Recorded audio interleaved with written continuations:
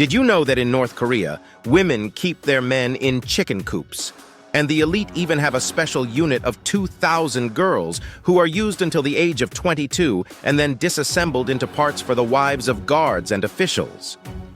I will reveal the harsh reality of women's lives in North Korea, from insane hygiene to realizing their dreams. And in the end, you will learn what Korean women think of American men. Let's start with the features of the appearance and beauty of Korean women. Have you ever seen overweight Koreans? Their slimness is determined by genetics and modest nutrition based on grains and fish. Due to such a diet, overweight people are rare, and if they do occur, it is often associated with health problems. And what about sports? Incredibly, fitness centers in the capital have become a real hit, where you can deviate a bit from strict dress codes.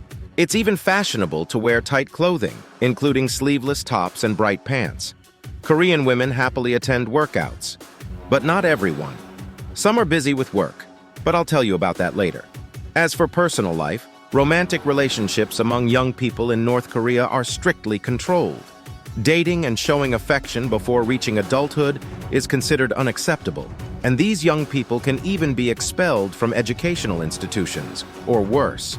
And now, about hygiene. Why is there a perception of Korean dirtiness in the world?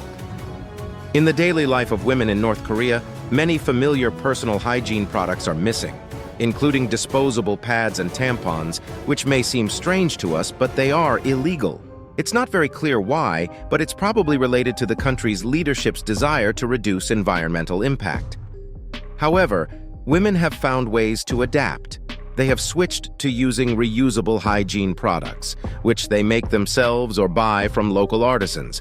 These are panties with a sponge for absorption. Wearing them is uncomfortable, but it's better than nothing. There is also a black market for Chinese goods, but many women simply cannot afford it. As for the oldest profession, although prostitution is officially prohibited, there is information that it still exists in North Korea, but under state control, especially within the so-called Kipunja. Rumors say that this organization consists of women and girls recruited on the orders of the North Korean leader to provide personal services to high-ranking officials, labor parties, and their families, as well as sometimes to foreign guests of the country. Typically, Kipunja ends at 22 years old, after which these women often marry representatives of the North Korean elite. Many of them subsequently marry their personal guards or high-ranking officials dealing with foreign affairs, and some even go to work in intelligence. And how does Kim Jong-un increase the birth rate? In North Korea, access to contraceptives is limited and fraught with difficulties. Condoms are sold, but they are officially banned and enter the country through smuggling from China. Residents resort to covert deals to acquire them, based on personal orders and agreements. Contraception for women is even more difficult. Spirals used for contraception are also smuggled in and become available through the same unofficial channels. Some parents even save money for years so that their young daughter, after graduating from school or joining the army, has protection against pregnancy, as it is considered disrespectful to the authorities to have a child out of wedlock in North Korea. This is a precautionary measure in light of the real threat of violence. The situation with domestic violence in North Korea is complicated due to cultural and social norms, which often hinder the recognition of women as victims. The common rhetoric asserts that a woman provokes violence with her behavior and should keep her tongue behind her teeth to avoid aggression. These beliefs are reinforced by sayings comparing women to brooms that must be beaten to return to their original state, although a woman is the breadwinner in her family. An example of this is the story of a girl who served in the North Korean army for 10 years. After leaving the service, she faced violence from her boyfriend, also a serviceman, because of her friendly communication with clients in the store. Her attempts to explain the necessity of such behavior for work met with aggression and accusations of flirting. The situation worsened to the point that after one of the episodes of violence, she lost consciousness from a blow to the head with a stone. Attempts to seek support from her parents ended with advice to be tolerant, which forced her to remain in dangerous relationships for another year. By the way, what do women actually do in the army? Military service in North Korea is considered quite prestigious, and a significant portion of the state budget is allocated to support the army.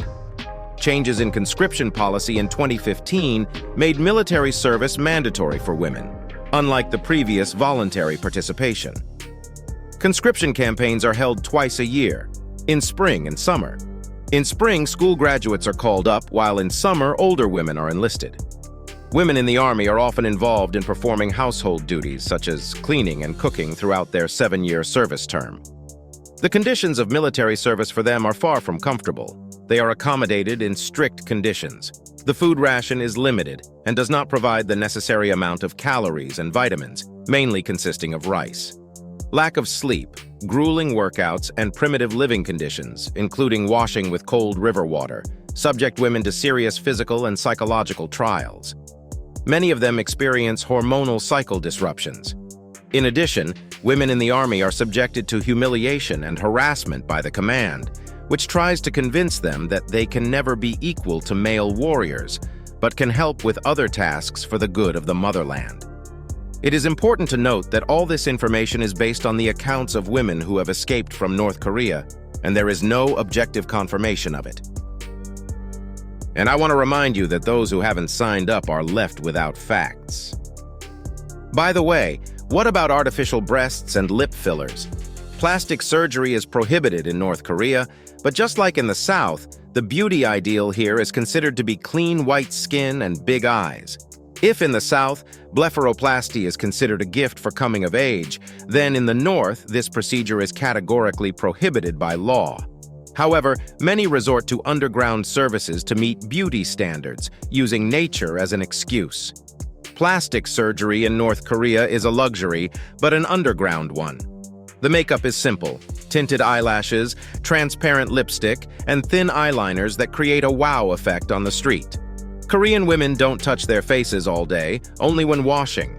Korean-made cosmetics are not inferior to global brands. Kim Jong-un himself brought several samples and ordered them to be made not at the same level, but even better. This cosmetics is put on the conveyor for transportation to 5 countries, including Russia. It includes the famous Korean ginseng, known for its excellent qualities. However, it's very difficult to find it on the shelves, as Koreans produce it in modest batches. In North Korea, society highly values traditional family values and purity before marriage, which makes the appearance of pregnancy among unmarried women an extremely sensitive and scandalous issue. Pregnancy without officially recognized relationships is perceived not only as a violation of social norms, but also as an act undermining the foundations of morality and order. In such a strictly regulated environment, where every woman, when visiting medical institutions, faces questions about her marital status, unmarried pregnant women often find themselves isolated, deprived of support and respect. This leads some of them to seek to avoid public censure by resorting to extreme measures, such as illegal abortions, despite the high risks and strict government bans on such procedures.